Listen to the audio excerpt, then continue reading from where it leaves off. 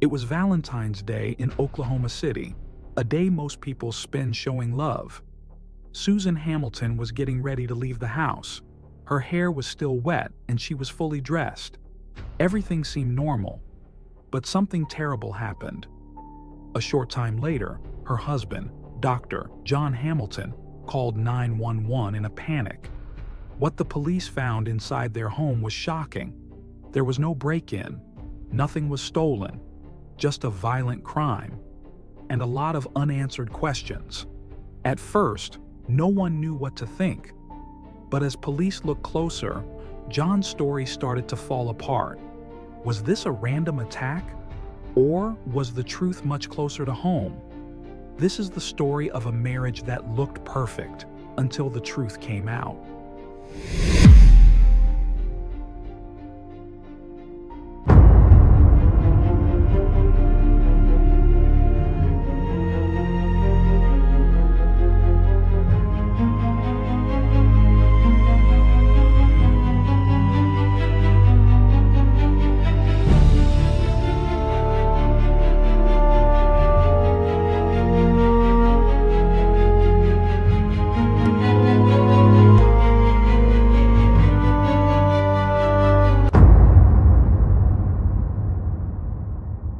If you're a fan of true crime and criminal investigations, you won't want to miss our new book, The Ultimate Book of Serial Killers: 180 Files of the World's Most Notorious Murderers, now available on Amazon. You can also purchase the PDF version directly from our website for instant download. You'll find the link in the video description and in a pinned comment. Now, let's dive into today's case.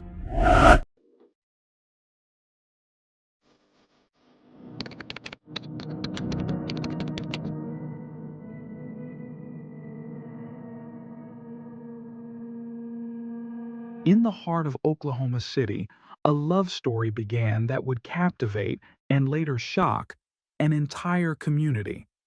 It started in 1985 when Susan, a single mother and devout Christian, was working as a nurse.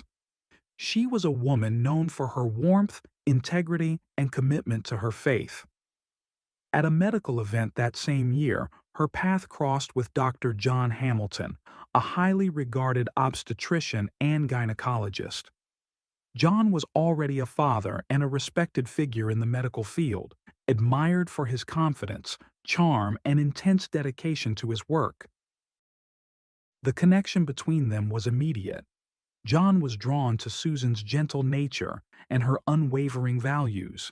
She, in turn, found in John a supportive, attentive partner. Within 2 years, in 1987, they were married. Together, they built a life that many considered idyllic. Their home, a grand, elegant house in one of Oklahoma City's upscale neighborhoods, reflected the comfort and prosperity John's thriving medical practice provided. While John's clinic, where he specialized in women's reproductive health, was just a short drive from home, Susan had left her nursing job behind to focus on their marriage and their shared life. She poured her time into her community and church, quickly becoming a respected and active member of both. To outsiders, John and Susan Hamilton appeared to have it all. Their relationship seemed joyful and affectionate. They were often seen together, enjoying lavish vacations, romantic outings, and a lifestyle full of luxury. John was especially generous with gifts, buying Susan expensive jewelry, high-end cars, including a Porsche, and designer items that showcased not just their wealth but his devotion. He was attentive, caring, and spared no effort in making Susan feel adored. And Susan, by all accounts, loved him just as deeply. Their marriage endured for over 15 years, marked by both shared accomplishments and private challenges. Still, they remained deeply committed. Though they didn't have children together, John already had a family from a previous relationship. They embraced their time as a couple, making the most of their financial success and emotional connection. Yet beneath that picture-perfect surface, cracks would eventually form, and what seemed like a fairy tale would soon take a dark and tragic turn, one that no amount of wealth, love, or reputation could prevent. Over time, John became a central figure in the abortion debate. In addition to delivering babies and treating women's health issues, he also performed abortions at a local clinic. In conservative Oklahoma, this part of his career brought not only moral opposition, but personal danger. Activists regularly gathered outside his clinic, waving signs, distributing inflammatory flyers, and circulating his name and photo in efforts to shame or intimidate him. But the harassment didn't stop there. The hostility followed him home. Susan, his wife of more than a decade, began receiving disturbing phone calls. Some messages were so threatening that she reportedly feared for her life. Even with this cloud of fear hanging over them, the Hamiltons worked hard to maintain their image. They hosted elegant parties, remained active in their community, and lived what appeared to be a picture-perfect life. John never stopped showing affection for Susan. Every Valentine's Day, no matter how many years passed, was treated like a sacred occasion. It was their tradition to exchange heartfelt cards and small gifts, a ritual that never lost its romance. In 2001, there was no reason to believe it would be any different. That morning, February 14th, John started his day with work, leaving around 7 a.m. to perform surgery at the hospital. He was dressed in street clothes, which he swapped for scrubs upon arrival. At 8:40 a.m., following the first procedure, he returned home briefly. According to John, he left a bouquet of flowers and a Valentine's card for Susan before heading back out for his second surgery of the morning. He claimed that she wasn't home at the time. But when he returned again later that morning, everything changed. John noticed something was off. The door was ajar, an unusual sight. Inside, the house was silent, uncomfortably still. As he walked through, nothing could prepare him for what he found next. Lying on the bathroom floor was Susan. She was covered in blood.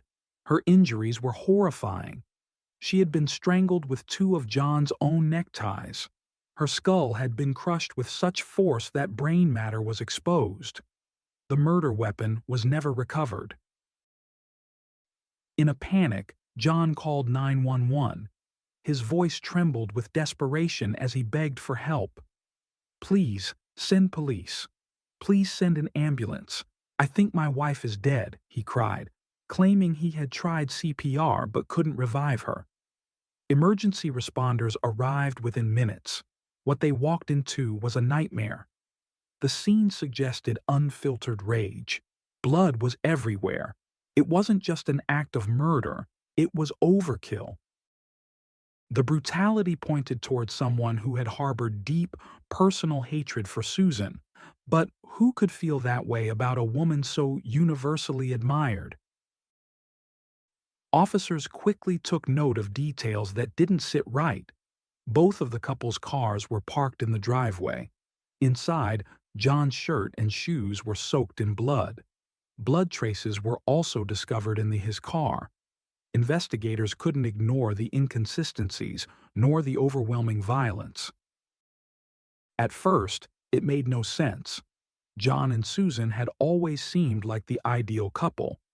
Loving, successful, generous. Their life looked like something out of a magazine.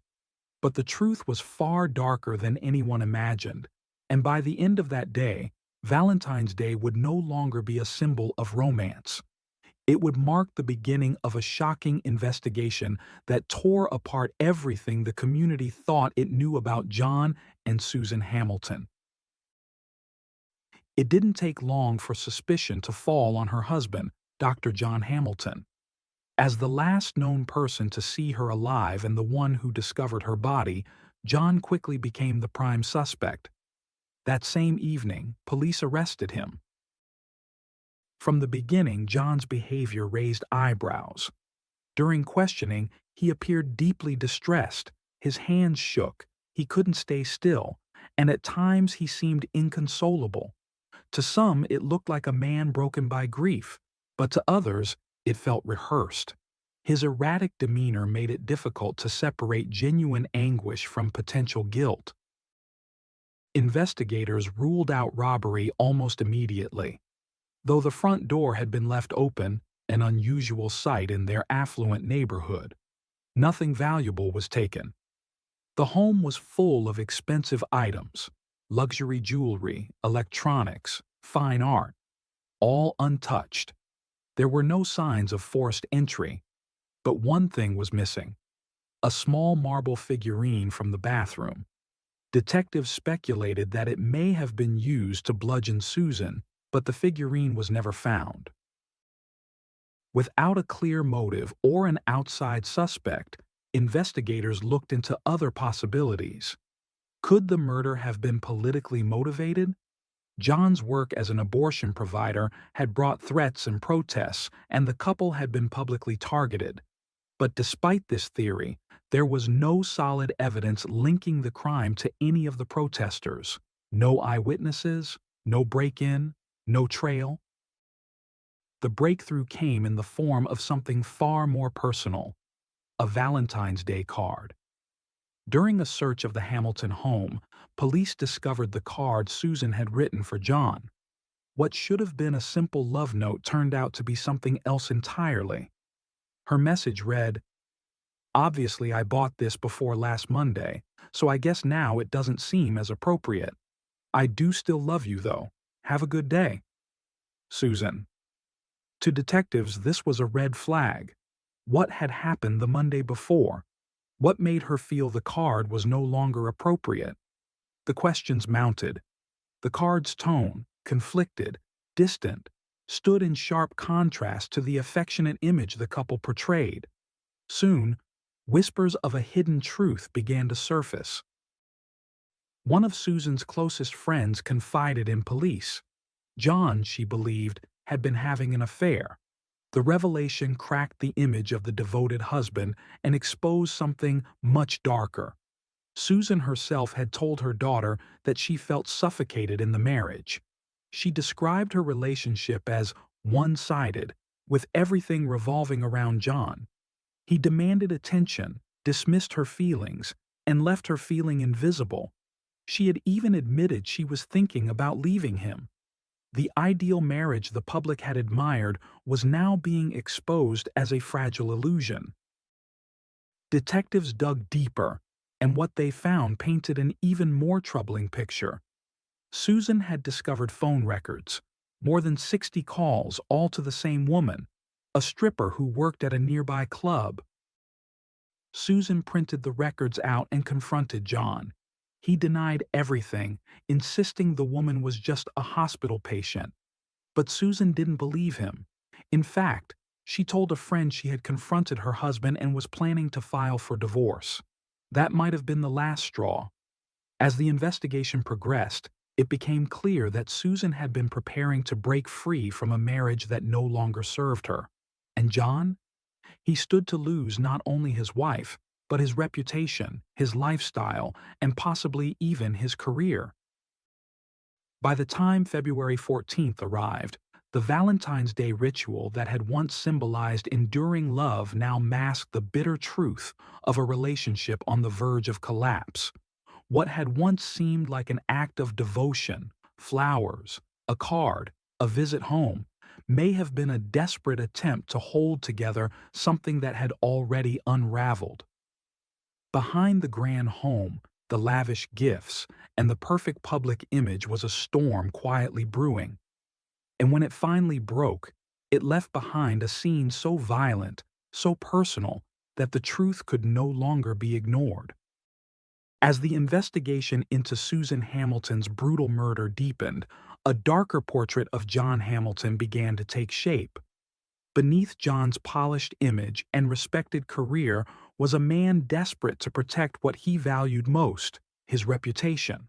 A looming divorce, compounded by a public affair, threatened to destroy everything John had built. He initially denied any romantic involvement with the woman Susan had suspected, claiming she was simply a patient. But the truth caught up with him. Investigators uncovered that he had visited her frequently at the strip club where she worked, and she had performed private dances for him. Despite mounting evidence, John clung to the claim that nothing physical had occurred between them. It was a weak defense. One detail stood out. A letter John had written to the woman stating that he could no longer serve as her doctor. It may have looked like a severing of ties, but it raised questions. Was he trying to win back Susan's trust, or was he simply manipulating the situation to delay a divorce? To police, it looked like damage control. The story captivated the media. Reporters swarmed the case, sensing there was more than met the eye. One local station even sent the 911 call John made to a voice stress analyst. The findings were startling. His voice, according to the analysis, carried minimal stress, unusual for someone who had just discovered his wife's mutilated body. It suggested not panic or heartbreak, but control, almost as if he had rehearsed what to say. The discrepancies didn't end there. John had told emergency responders he'd attempted CPR, but investigators were skeptical. There was no blood on his mouth or face. Given the severity of Susan's head trauma, any real attempt at resuscitation should have left him covered. Instead, the blood spatter told a different story. Forensic analysis revealed that the blood on John's shirt and shoes belonged to Susan. More damning, however, was the discovery of her blood and tissue inside his car, far more than initially believed. John claimed he had moved his car to make room for paramedics, but this explanation fell apart under scrutiny. The presence of tissue fragments strongly suggested that Susan had been in the vehicle post-injury, or that John had transferred evidence after the murder. To get clarity, investigators turned to a top blood spatter expert. The distribution of blood on John's clothing didn't align with the version of events he'd given. It didn't resemble a man who had stumbled upon a crime scene and rushed to help. It resembled someone who had been at the center of the violence. The working theory was grim. John, in a moment of rage or desperation, attempted to strangle Susan using his own neckties. But when she struggled, he escalated. He struck her in the head with a blunt object, possibly the missing marble figurine. Once she was down, he crushed her skull with extreme force. It was a murder marked by overkill, by fury, not a random act, not a robbery, but something personal, something intimate. The evidence was stacking up. The affair, the blood, the stress analysis, the missing figurine, and a motive as old as time: ego, pride, and the desperate desire to avoid shame. It turned out the marriage had been strained long before that tragic day. On the morning of the murder, after completing his first surgery, John returned home, not simply to drop off flowers and a Valentine's Day card, as he had claimed, but to confront Susan. The argument that followed would mark the end of their marriage in the most violent way imaginable. According to the reconstructed timeline, Susan had been getting ready to leave the house for a 9:30 a.m. appointment with a friend. She was found fully dressed, her hair still damp, clear signs that she had been preparing to head out. But she never made it.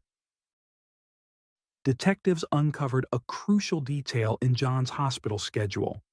His second surgery was due to begin at 9 a.m., yet he didn't show up until 9:38. Staff had even sent someone to look for him, noting the delay. In those 30 unexplained minutes, John had time to carry out the murder. He had expected more time to clean the scene, but the sudden call back to the hospital interrupted him.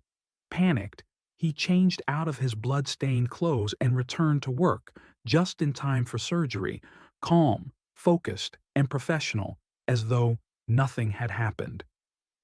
Hours later, when he called 911, He put on a show of despair, but for investigators, it was already too late. The truth had begun to surface. The proximity of their home to the hospital played a vital role in the case. It made it clear that John could have committed the crime and still made it back in time for surgery. More importantly, it eliminated the chance that someone else could have entered the house in the narrow window between John's departure and Susan's scheduled outing. There simply wasn't time for a third party to commit the crime unnoticed.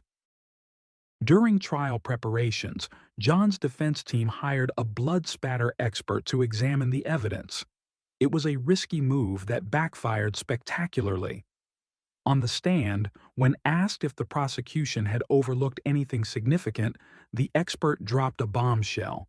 He had discovered bloodstains on the inside sleeve of John's shirt, patterns consistent with impact from a blunt force trauma.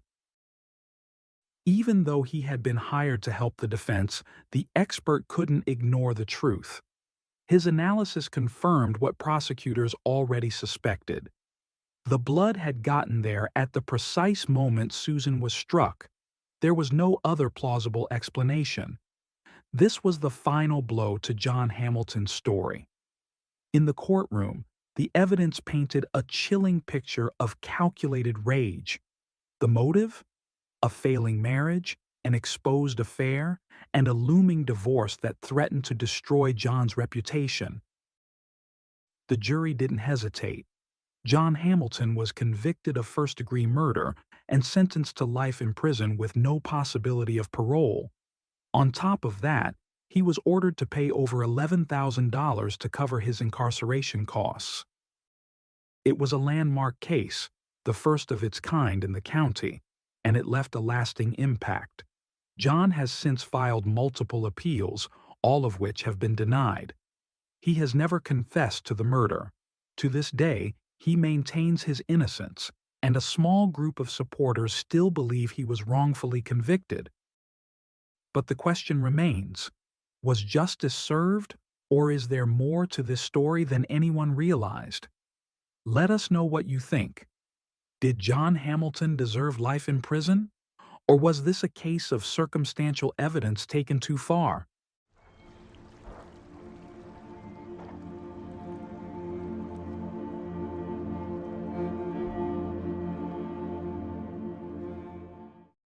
Thanks for tuning in to Unreal True Crime. If you're intrigued by mysteries from around the world, check out our new channel, Latin Crimes, where we dive into the gripping true crime stories of Latin America. Don't miss out. Subscribe now for more thrilling investigations.